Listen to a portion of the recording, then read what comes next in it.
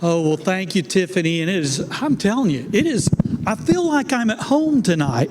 I feel like I've just got family. We've talked before. I've talked with Jenny, and as we've gotten closer and walking through the center, I usually start in a different way, but I'm just gonna talk tonight. We're not gonna do speeches and all that kind of stuff. And I just want to tell you thank you for what you're doing, because Tiffany talked about the book, just mentioned that I'd written the book, and don't worry, it's not for sale. In fact, it's a gift to you tonight. I'm not trying to sell books, but it's called The Wall, and I just let you know it's not that wall. In fact, I wrote that book in 2013, and somebody picked it up as a campaign theme, and now the resident at 1600 Pennsylvania Avenue owes me royalties on that, but I guess I'll give him a break on that. But it's actually not that wall. It's Nehemiah's wall in Nehemiah. We were talking earlier, but it was an older Nehemiah than you, because you're 9, and he's about, 1,000 by now, or 3,000. But it's about Nehemiah and how he built a wall of hope for the Israelite people. And his wall of hope created a safety so that those in Israel could be inside there and be safe from those who had come after them. In fact, once they had been released from the Babylonian captivity, the Israelites had not rebuilt their wall in those 93 years. But once Nehemiah built that wall, they found hope once again. And in fact, if you look at the book of Nehemiah, you're going to find that the people of Israel actually had a spiritual awakening after that wall was complete. And I think the same thing is happening today. Our wall in America today is built by pregnancy centers across this country, a wall of hope for those facing unexpected pregnancies where they can come inside and be safe from those who would prey on them for a profit. And our wall, I believe, is half its height. In Nehemiah 4:6, he says the wall was half its height because the people had a mind to work. I believe we've got a mind to work, and our wall is half its height. But when it becomes full height, I believe, and I grew up in Alabama, I know we're not very smart. People wonder if we can read and all that kind of stuff. In fact, I'm just going to lay it out there. Several of us are reading right now. And I read the classics just like you guys do. I read the great novels. My favorite novelist is a physician. His name's Dr. Seuss. Love his stuff. But I know that people laugh at us, but I will tell you, I've got a dream, and I believe that we can be that first choice. And I truly believe that if we become that first choice, Tiffany just mentioned it here, 90% of those who came into the center last year chose life. I can do the math. And the math is this: if we become the first choice, the second choice disappears. And if that's, yes, I believe it. And the thing is, we've got to get to that point too. We've got to get to the point where we all believe it. I've got to believe it more. Because we look at what's happening in our society and we say, oh, it's only getting worse. It's only going downhill. We just got to hang on until Jesus comes back. And we're just hanging on by our fingernails. But I'll tell you something. Those first apostles and disciples, they believed they could turn the world upside down. And I think if they could do it then, we could do it now.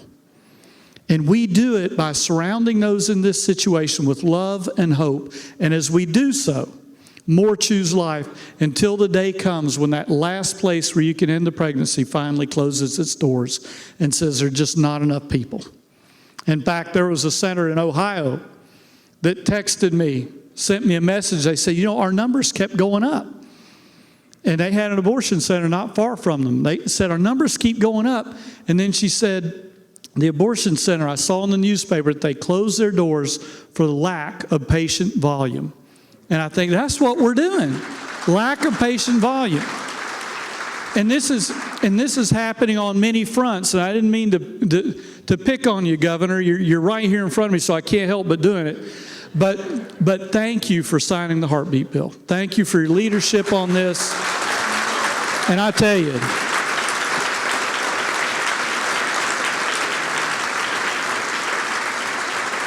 we're all...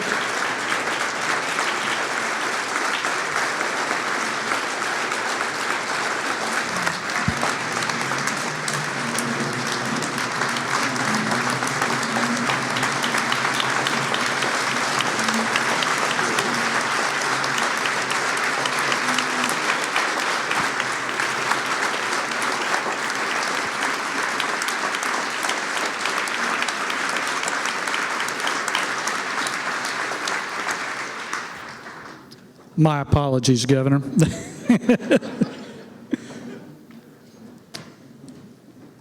But I'll say this. I'm sorry I get choked up. I don't know what's going to happen when that makes it to the Supreme Court. You know what our prayer is. But I'll tell you this. If they uphold this bill, it still means Miami Valley Women's Center needs to be on call the very next day, because we're going to be needed then more than ever. So that's why I thank you for being in this room tonight. And I do get choked up. I tell you, I'm just going to tell you, I'm only 57, not even close to middle-aged. But I have lost control of my emotional faculties. I get choked up. Paula and Lori and Constance, thank you for sharing what you did. And I'm over here just looking up. I'm wiping, my mascara's dripping and all that kind of junk. I don't know what it is, but I no longer can control those emotions. In fact, I'm just going to put my man card on the table tonight and just tell you something else. I pray before I do events that I will be transparent and real with you, and I'm just going to do it. I like Hallmark Christmas movies there. But I don't know what it is about those things. I think it's because they're so darned unpredictable. I have no idea which direction they're going to go. There's a young lady, she's working in this hotel as a housekeeper, and next thing you know, she's taking care of the room of the King of Montserrat. And I'm so thankful that Hallmark has introduced me to 57 foreign countries where they all speak the King's English, and all these, they all surround Great Britain, I guess. I don't know, they all have about 300 loyal subjects, love Christmas. But I'm watching these movies, and about 8:04, we find she dropped something or something falls to the ground, and she gets blamed for it, and she gets fired, and I'm thinking, this is a Christmas movie. You know, we can't have sad things happen. I'm a little concerned and upset. But as it is, the first plot twist at 8:06,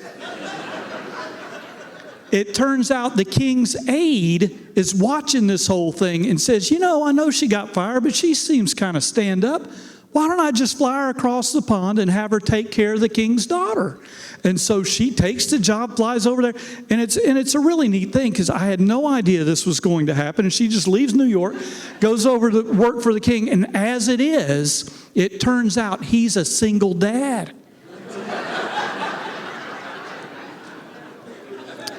And we get to 8:34, and it strikes me. I go, you know what? These two might work. They might fit. And sure enough, they begin to get closer, and then you get to about 9:08 p.m., and at 9:08, they're taking care of the king's horses and just talking, and then they get this look with each other, right? They're looking at each other, and you realize, you know what? They're going to. They get closer and closer, but then I realize there ain't no kissing at 8:08 in a Hallmark movie. It does not happen. No kissing until 8:50, well, really until 9:59, until the end of the movie. There's no kissing. They don't kiss. There's an interruption. But then I realize we get to about 9:42 and a half. And then we find out that the king is actually promised to marry the princess of Cambria. Breaks my heart. And I didn't even know that Cambria was a country.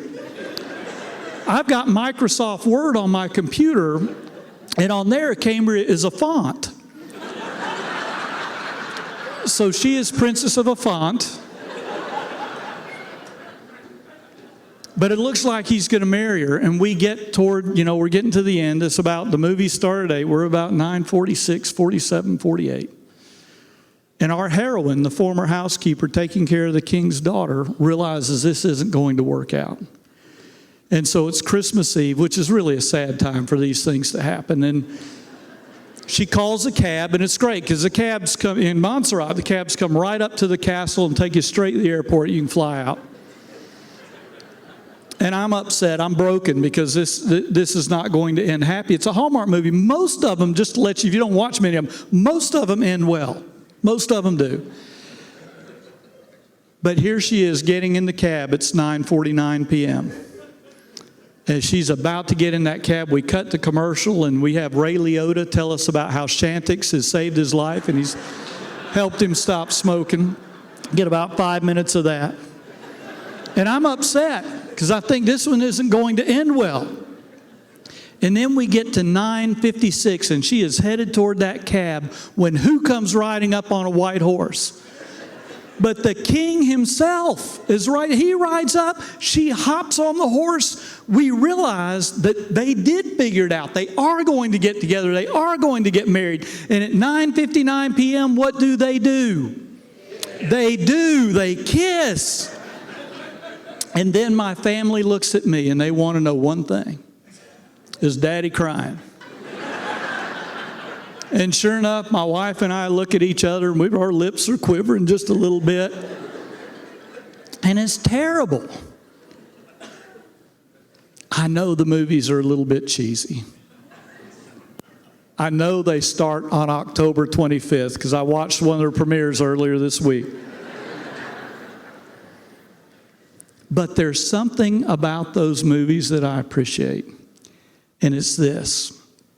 In these movies, it seems ordinary people, can make one decision which changes everything for them, for those around them, and actually for future generations.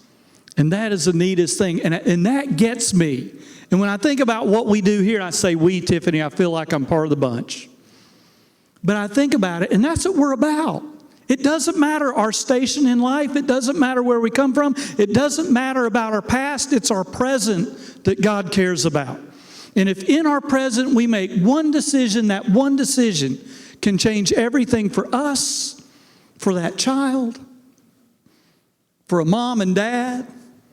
I guess Zach took out our little girl, didn't he? Yeah, it was just that time. But Paula, I'm looking at that one decision that you guys made has changed everything. And one day, you're going to be me. Not you, but Zach will be in you get it. But one day, you guys are going to be grandparents. Not bragging, but I'm a grandparent.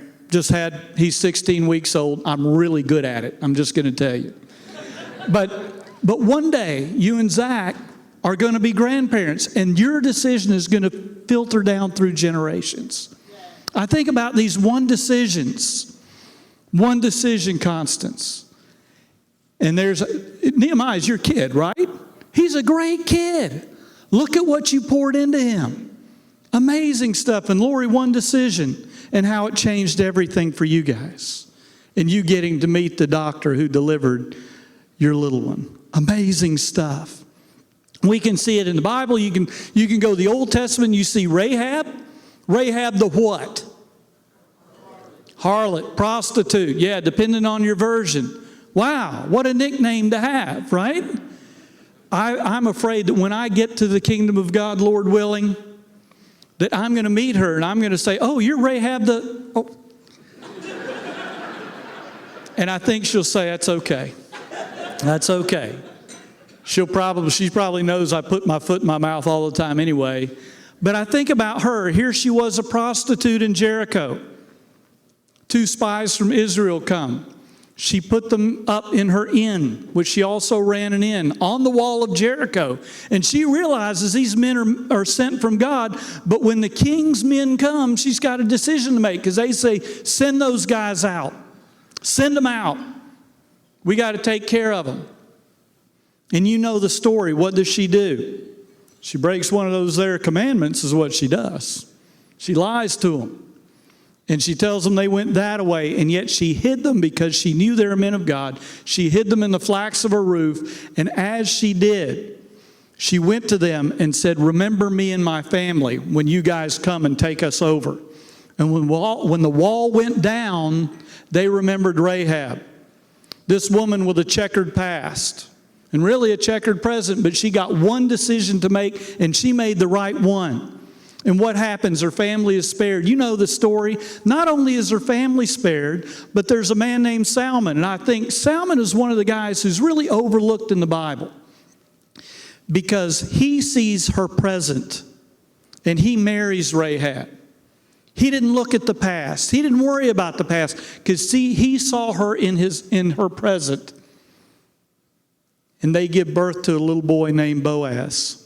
An outsider, Rahab, becomes part of the people of Israel. Boaz meets a woman named Ruth from outside the Israel bunch, a Moabite. He brings her in and he marries her. And through Boaz and Ruth, we have the Davidic line, which leads directly to Jesus. You know, I don't know theology well enough to tell you what would have happened if Rahab didn't make the decision she did. All I know is she did. God saw the present, and from there, all of us in this room name the same name because of Rahab. Interesting what one person can do with one decision. We go to the New Testament, and Jesus walks up on a woman at a well.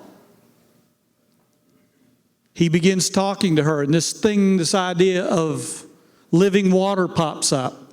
And as they talk, she says, I want some of that water. And he says, go call your husband and come here. And again, we all know the story. Go call your husband and come here. Well, I don't have a husband. Instead of condemning her, Jesus said, you've spoken well. He mentions how many husbands she's had. Mentions that the man she's with is not her husband, doesn't condemn her, but then she says something that's one of the most understated sentences in the New Testament. He tells her all about her life. And then she says, I love this sentence, sir, I perceive you're a prophet. Good call. But then she begins to talk about how she believes the Messiah is coming. And for the first time in human history, Jesus looks at her present and tells the first person he ever tells plainly that he is the chosen Messiah. He is the one. First person he tells is a woman at a well who's not even a full Israelite, but a Samaritan. And not only that, she's got this past, and she's looking for love in all the wrong places. That's who he chooses. She goes and tells her villagers, and then some begin to follow him. And then later, he stays 2 days, and more begin to follow. And I think, you know what? A case can be made that she was one of Jesus' first, if not the first, evangelist. Of all people, regular people, ordinary people. You know, be honest, not somebody I'd choose. Because I can get on my little high horse and I think, well, no, this one would be really good, or that one. Jesus chooses people I wouldn't expect. I look at my own life. You wouldn't expect me to be up here, I'll just tell you. I didn't grow up thinking I'd be a part of this kind of work. Didn't think of it. In fact, when God began to knock on the door of my heart when I was 15, my dream was to be a pro golfer. And you know what I told him out loud? I said, I don't want you in my life. If you're really there, I don't want you. I want to play professional golf. I know tournaments end on Sunday, and I don't think you'd let me play. And that's really what I was thinking, to be honest with you. I said, I don't want you in my life. Then a couple of years later, he kept knocking. And at 17, I became a Christian. And then in the fall of that year, I was 18, a freshman at Auburn University, and a pastor. And thank you, pastors, for your leadership. A pastor shared a message in the fall of 1980 on the sanctity of life. And this guy who had told God he didn't want any part of him said, you know what, I think I want to be a part of seeing abortion become unthinkable in this country. That became my dream and my desire, and I got involved in different things. I got involved in politics, Governor, and growing up in Alabama, I don't know how it is here, but it is a blast. We have a great time with politics. Every election day, get a bunch of my friends and go vote over at this precinct and pile back in the car and go vote over at that one, and just around wherever we can. Cuyahoga County type of stuff. But we had a great time, and that's not true. I pick on my home state. Not true at all. Actually, in Alabama, you have to be dead at least 3 years to vote more than once. So keep things right down the line. But I got involved in the political realm, some public policy stuff, and then I'd been praying. I said, Lord, put me on the front lines, and there's so many front lines in this, and we all have different callings. But I remember the director of a little pregnancy center there in Auburn, Alabama, was headed to Birmingham to be director of another center, and asked if I might put my name in. And I thought, no, I want to do something big for God. Pregnancy centers are nice. They give away diapers. They do all these nice things. They share Christ, which is wonderful, but I can do that anywhere.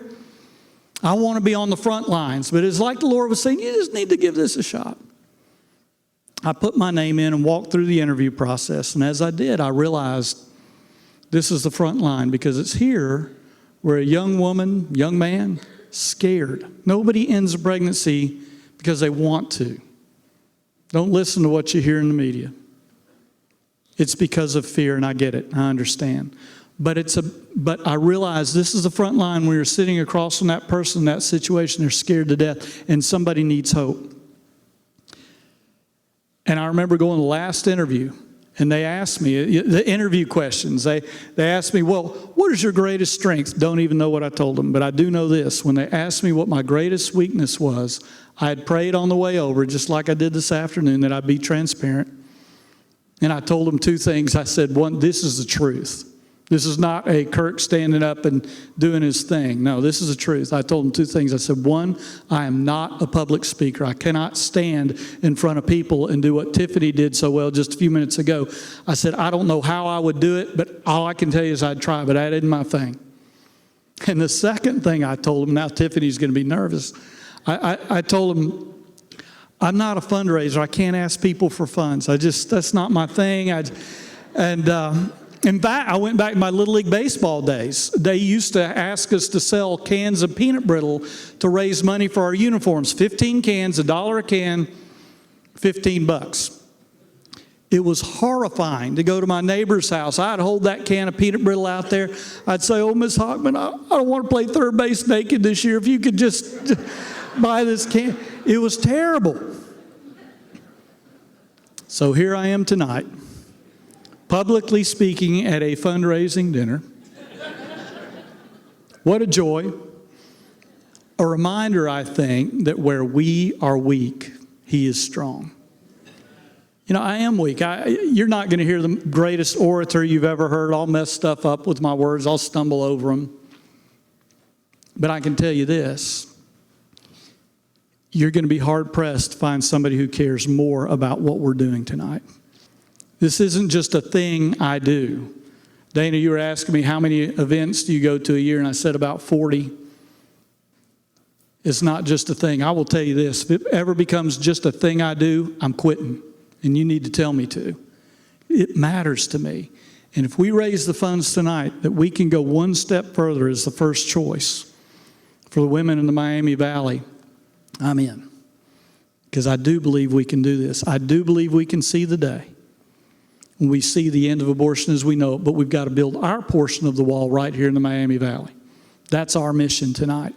And we'll talk about that later. I did get to be a part of the ministry. I was the executive director, and we grew. We began offering ultrasound back in 1997, and then I got to see another side of what we do and why it's so vital.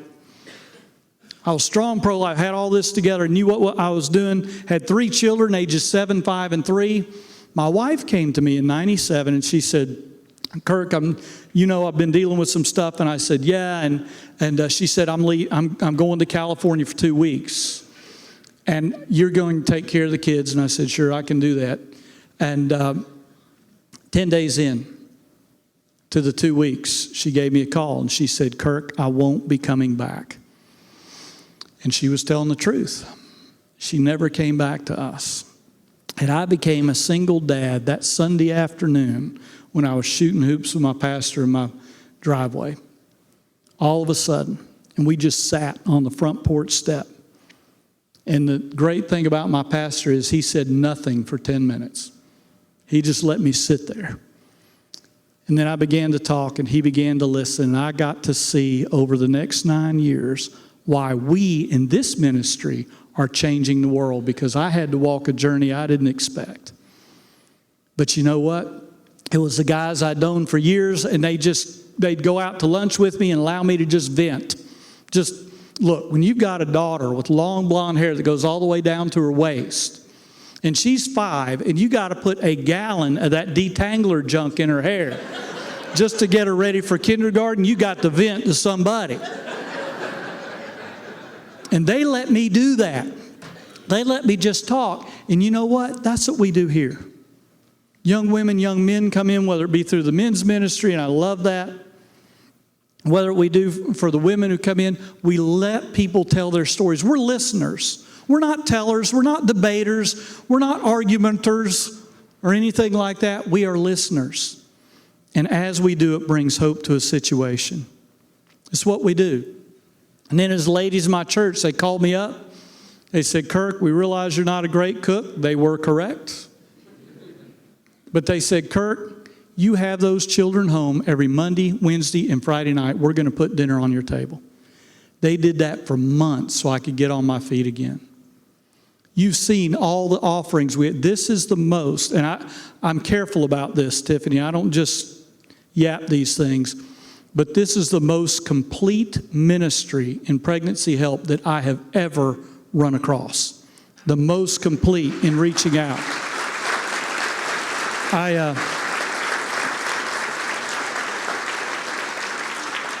It really is. And I don't say, I told you today, I've probably been in more pregnancy help ministries than anybody in the country, because the different things that I've done, I've been in more than 600, I believe. And there are 2,700 of us strong. And I could name a lot of places in Ohio where I've been. But I'm not saying that just so we can, we're doing the fun. No, that's not what this is about. It's true. And when we do those things and we provide hope on so many levels, it makes all the difference in the world. Those ladies met my need at the moment, and that's what we do here. And then as my Sunday school class, of all things, I was teaching a married adult Sunday school class when all of this happened. And I told my class, and I did the right thing, I said, I just need to step out of this. I don't need to be teaching anybody. I just need to sit and listen. 99% of the time it's the right thing to do. But in this situation, my class came to me and they said, Kirk, we realize you're all messed up. And I said, thanks for the encouragement. It means a lot. But they said, we want to see how a messed up person takes us through Galatians, Ephesians, all that. You just keep teaching. I don't know if they got any great lessons, but I know this. They told a broken man, they showed him that he still had value. That's exactly what we do here. Broken people come in the door. Your value hasn't changed. God still loves you. He's ready to write a new chapter. Let's walk through this together. And that's what we do. And over 9 years, we began to grow as a family. We began to thrive. I even began speaking at events like this. And I remember I went up to Nashville to meet with an agency. I was still living in Alabama that helped arrange logistics for me. And when I was up there, here I was 9 years as a single dad. And I met a young lady. She was a pastor's daughter, never been married, no children, had been through ovarian cancer 2 years before meeting me. And her name was Jennifer. Well, in fact, it still is today, still Jennifer. But we hit it off, and I realized she's something special. And after about 4 months of seeing her, her dad came to me, and he's Pastor Dan was his name, but he came to me and he said, Kirk, he said, we just love those children, those 7, 5, and 3-year-old children were now 16, 14, and 12. And he says, we just love them. He said, we feel like they're our own grandchildren. He said, if we have to take you in the deal. So we were married in June of 2006. And I thought that's a great ending to the story. And maybe I'll tell it sometime at an event. We were married in June and December. Our family went to Disney World. The 5 of us had a great time at Christmas down there. Had in-laws with us. I think some outlaws showed up. I don't know. We had a great time. Then in January, Jennifer, ovarian cancer survivor, comes to me and she says, we need to do a pregnancy test. Well, I'm 44 years old. We don't need to do a pregnancy test. That last one was now 13, and I'm thinking, she'll be out of the house in 5 years, which is a myth. It's a dream. They come right. But I was hoping. We did. It was, and can I be honest with you and say I was upset. I had figured out my little life going forward. Now all of a sudden, we've got a little one on the way. And I'm the pro-life guy. I've spoken everywhere from Port St. Lucie, Florida to Fairbanks, Alaska, talking about how children are a gift from the Lord. And then when it happens to me, I remember driving down the road one day, the post office, picking up mail. And to be honest, I was thinking in my head over and over, if she miscarries, it'd sure make my life easier.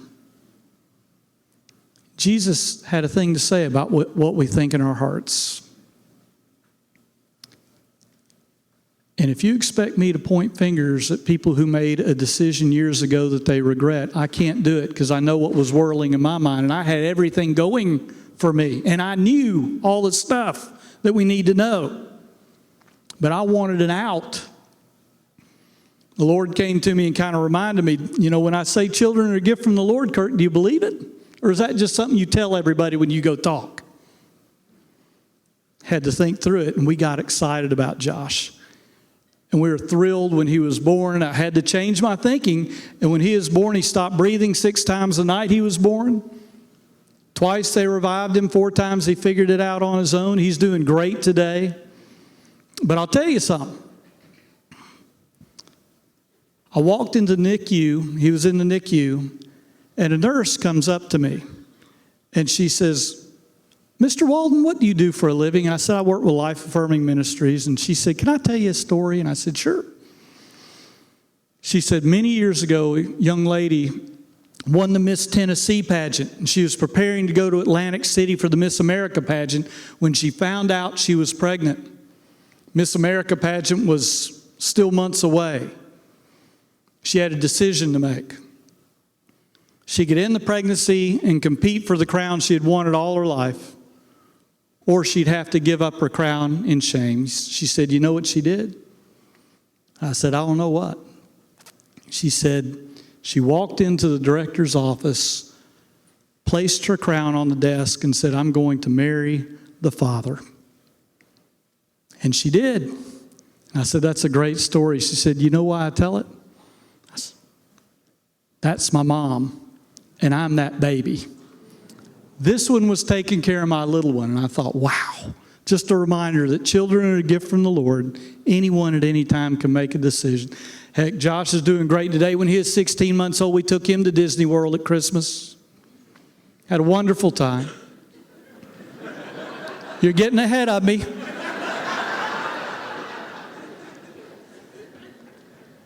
January, Jennifer comes to me and she says, well, we found out Jake was on the way. You know what's a curious thing about Disney World?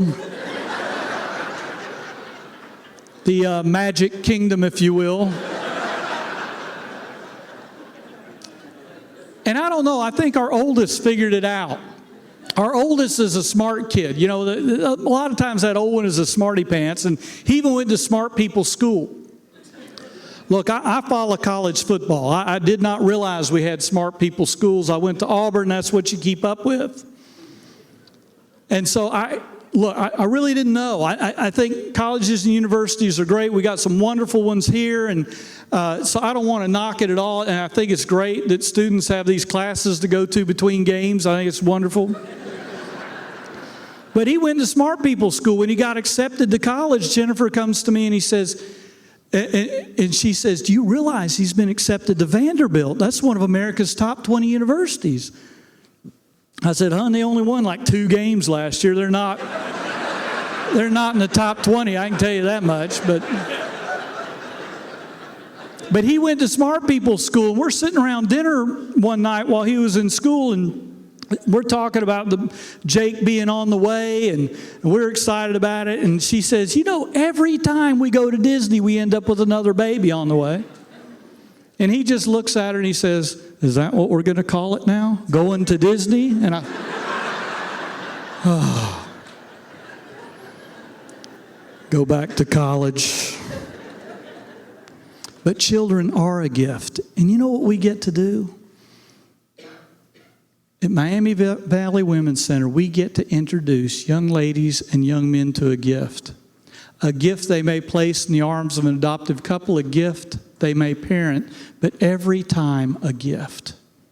It's what we get to do. And that's what we're about tonight. I'm not going to complicate this. You guys, I've looked at what's happened with previous events. You're one of the most generous bunches that I've run across. And so if it's okay, in just a moment, I need you to stick with me the next 5 minutes. I'm going to ask you to be extremely generous. I'm going to ask you for an exorbitant amount of funds. And all I ask you to do is listen. For this reason, one is small investments usually lead to small results. Pat ourselves on the back. We do okay and we move on. But when we make big investments, the payoff can be unimaginable. And the payoff that we're looking for is to be that first choice so that the second choice in Dayton, maybe even down in Columbus, disappears. That's what great investments do. I'm not going to ask you to do anything that Jennifer and myself, she's not with me tonight. She's homeschooling 2 boys. They had co-op today, couldn't be up here. They're with me on Monday in Louisville. They won't be with me tomorrow. I'll be in Pittsburgh. Jen can't be with me tonight, but I will tell you this. We're committed just like you are. I didn't come from Nashville to tell you to do something that we don't want to do. We're excited about it. And I'm going to ask you to join Jennifer and myself in 2 investments in this ministry. And my table hosts, you've got a packet on your table, a bag there, and inside are some envelopes. And in those envelopes, there's a card. There's an envelope that looks like this with a card inside. And I'm going to ask you to hand one to each individual or couple at your table. And as you open that up, looks like this. And as you open that up, I don't want you to write anything down. You've got pens and all that. We'll do that in just a minute. We'll have a couple of minutes to do that. I don't want you to write anything. Don't write any checks, nothing like that. But I'm going to ask you to just walk through this with me. Because I'm going to ask you for 2 investments in MVWC. 2 investments. A lot of times we go to these and we write our check and this is what we're going to do. I'm asking you for 2. And I'm going to do 2 also. Tonight our vision, our goal is to raise $400,000. And there's one reason that jumps out at me as much as any. And that is, if we're going to be the first choice, we've got to meet those who need us where they are. And Tiffany, you talked about it. You're upping your Facebook presence, your Instagram presence. And 70% of women thinking of ending a pregnancy find us right here. This is where they find us. And we've got to, when they're Googling certain terms, we've got to be there. They've got to find us. And we talked about it on the phone about a month ago, but it takes about $60,000 to reach those who need us most. About 60,000. And we talk about 400,000, it takes $1,064,000 to run this ministry. That's what it's going to take for our 4 locations all over the Miami Valley. North Dayton, Kettering, Huber Heights, all 4 of them. Oh, I forgot Xenia. But we've got, if we can raise $400,000, that's nearly half of what we need for the entire year. And I'm going to ask you to join with me in 2 investments. Here they are. It says, I want to commit my support in 1 or more, and I want you to be or more with me. Two ways, at least. It says, my one-time gift tonight, and you'll see some numbers there. And I don't want you to be intimidated by any of those numbers, nor do I want you to be limited. Because what we need is for everyone in this room to say yes to a one-time investment, either tonight or in the next 90 days. It says, my pledge tonight. So if you want to give it by Christmas or so, that's great, or you can do it tonight. You can do it by credit card, you can do it by check, or again, if you have something coming next 90 days, you can do it that way. But if every one of us, we have more than 600 people in this room, almost 650. If every one of us said yes, what is generous for my family? I'm not going to give you your amounts, but there are people in this room who say, we can write a check for $20,000. Or you talk about 60 to do the marketing, the outreach. There may be somebody in this room who says, we can do that. And I ask you, if it's generous for you, if it's a step of faith, then that's probably the amount that God is going to give you, whatever those numbers are. And there's some in this room who say, well, I can't do those 4- and 5-figure numbers. You know what? I've found that the key is when everybody invests and they believe it's a step of faith for them. When everybody invests, we make it to goals we never thought we'd make. $400,000 would be more than we've ever raised at this event. We have the largest crowd. This is our opportunity. But secondly, we can all make a one-time investment either tonight or in the next 90 days. We'll fill out one of those check boxes and fill in the blanks. But the other one says monthly partnership, and this is where the numbers go up exponentially, because if you multiply out, hey, I can do $50 a month. Over the next 12 months, that's $600. 100 is $1,200. You know the math on these things. This is where we get to $400,000. Right now, we have 133 individuals and families supporting us, not counting many churches who do as well. 133 individuals and families, 650 people in this room, representing probably more than 300 families. Some of you are in this room. Some of you 133 are in this room, and you're probably going to recommit or raise your monthly support. But if and hear me on this, me too. There are 133, me and Jen are 134. I commit to that before I even come. We already talk about it. If every one of us said yes to a monthly investment at a level that we feel like is a step of faith for us, I don't know whether it's $100 a month, $200 a month, whether it's $50 a month, whether it's $25 a month, whether it's $75 a month. I don't know your number. But if every single individual or couple said yes, we would make it to $400,000. If not, I can't promise anything. But if every one of us said yes, we could get there. And that's what I'm asking for. Not only a one-time investment. It can be done by check, but it can also be done by credit card. It can be done by just putting a voided check in there. And if you do that, then we can just take it out of your checking account each month like a utility bill. Very simple. You write the amount down. It says I'll increase my current gift to blank, make a monthly gift of blank, or continue your current giving. Just write in the amount. If every one of us says yes to both of those investments, we'll raise $400,000, and Tiffany's going to email all of us, and if we fill in our address information and tell us we did it. We raised more than we ever have before, and we'll be the first choice. Let's do this. I'm not going to belabor this. I'm going to ask you to pray with me, and then we will fill out these cards, and then Tiffany is going to close us out. Let's pray first, and then we'll fill them out. We'll have a few minutes. Father, we thank you for this evening.